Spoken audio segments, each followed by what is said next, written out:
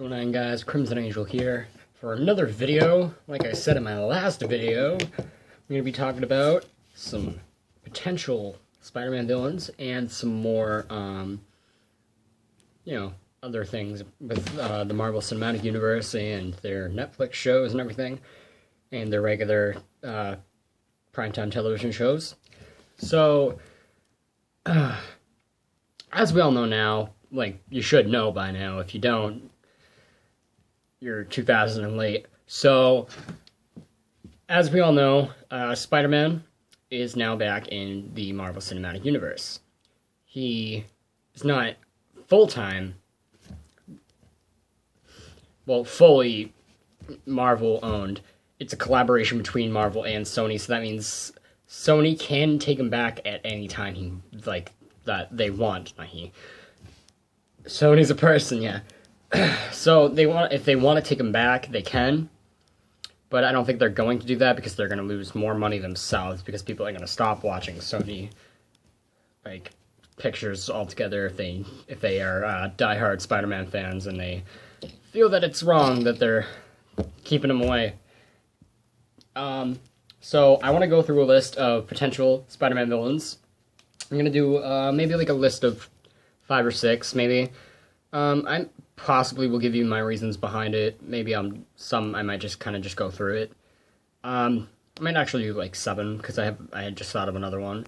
So my first one at the bottom of my list, it's like it's like an if it might happen, it might not, you never know, because he is currently in a Netflix show. So Kingpin, kind of want to see Kingpin and maybe like Kingpin and Bullseye teaming up to fight Daredevil and Spider-Man, because, anything can happen right now, as we see, like, Spider-Man was bought back, well, half bought back by from Sony, and, he would be a pretty good, because he already is a brutal villain.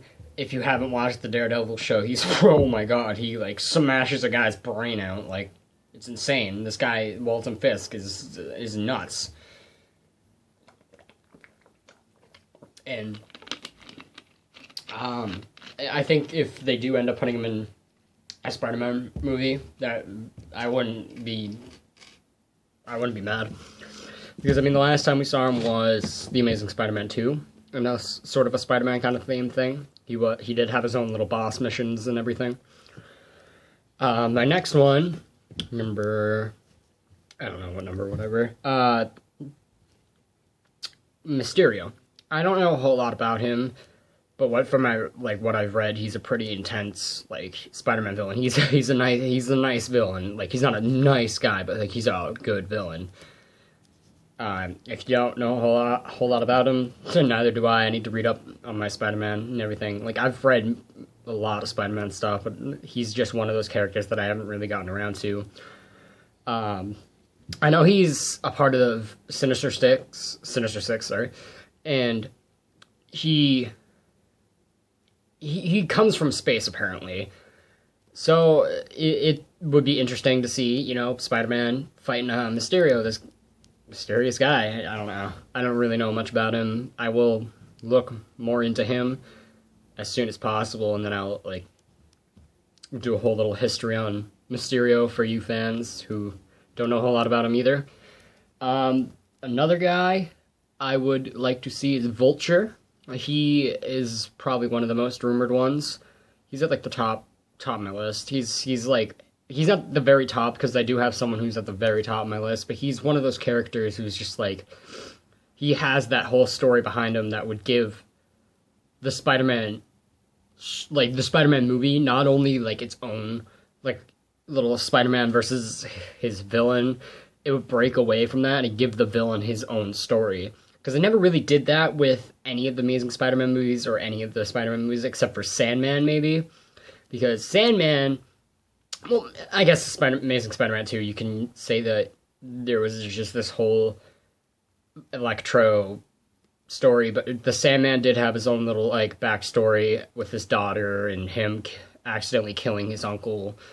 So, it's just one of those characters that I feel like would give more than just a little backstory. It would probably give, a whole lot of backstory So maybe it would be like half the movie talks about like Vulture's story, and then it goes into him like why he's fighting Spider-Man and everything. And so the play on of everything would be great if you had a Vulture villain as like Vulture as the villain in the Spider-Man movie. The next villain would be I don't necessarily want this guy, but I feel like he's a great villain. Dr. Octopus. I know it's like, oh, gee, Dr. Octopus. We see him all the time in the shows and everything, all the animated shows, and we saw him in Amazing Spider-Man 2, and he was supposed to be in the next Amazing Spider-Man. I mean, not Amazing Spider-Man 2, The Spider-Man 2, and then Amazing Spider-Man 3, he was supposed to be in it. But he's took the number one spot for Spider-Man's villains. And the whole reason is he's literally messed up Spider-Man's life, Peter Parker's life, completely. I don't want to spoil things for people because they haven't really read up on these comics or like even watched any of the shows and are just now getting into them because like they see all these people who are out there like, oh my god, please read on this stuff, but that's the new thing. Like that's what it is right now. It's all superheroes and Star Wars and everything. So I'm not gonna say a whole lot about him. He literally F's over Spider-Man's life. He in one adaptation of Dr. Octopus, he goes into Spider-Man's body and they swap bodies, and now Peter Parker's the bad guy and Dr. Octopus is the good guy, and he's Spider-Man. And he's like, oh my god, I'm in Spider-Man's body. Like I can do so much to make this guy's life a living hell. And in the end, he does end up dying, but like the whole story itself is quite amazing. It's quite amazing Spider-Man. And I feel like if they do end up making Dr. Octopus the main villain in the next Spider-Man movie, that I wouldn't have any like, I don't think I would have really any complaints about it. I feel like there'd be a few things like, oh, he's kind of a bland villain.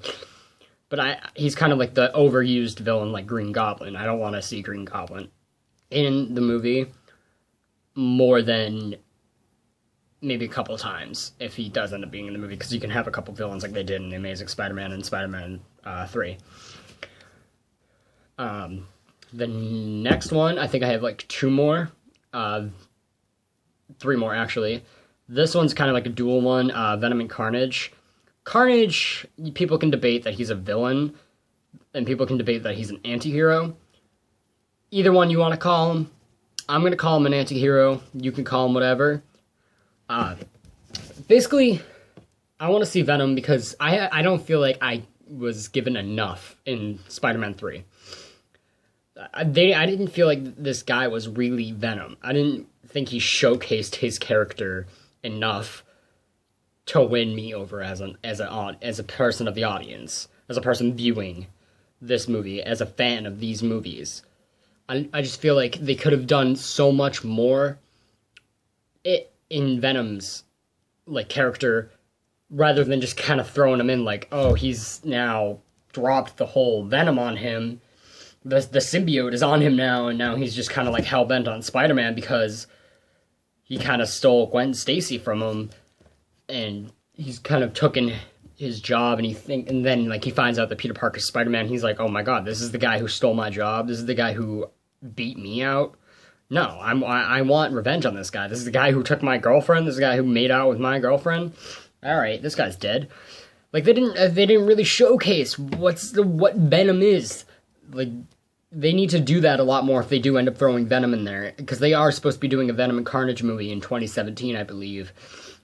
And it's a Sony movie, or it could be a Sony Marvel Studios collaboration, but I'm almost positive that it's just Sony.